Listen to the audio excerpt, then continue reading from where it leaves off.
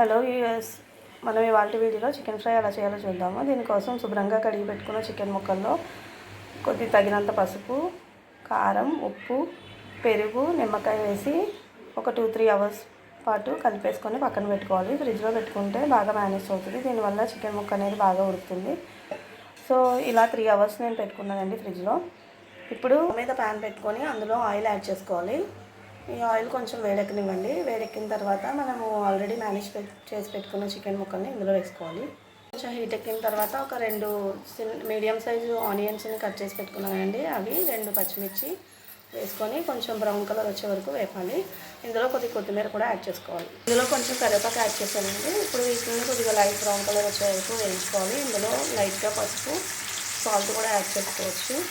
మనం ఆల్రెడీ ముక్కల్లో యాడ్ చేసాం కాబట్టి ఇప్పుడు అవసరం లేదు. ఇప్పుడు ఇందులోకి మనం ఆల్రెడీ మేనేజ్ చేసి పెట్టుకున్న చికెన్ని యాడ్ చేసుకోవాలి.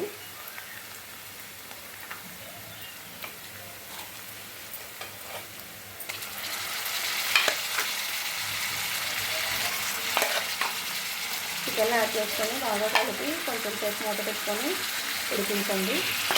అందులో వాటర్ అంతా బయటకు వచ్చేసి కుక్ అవుతుంది. దీనికి మనం ఫ్రై కాబట్టి వాటర్ యాడ్ చేసుకోవాలి.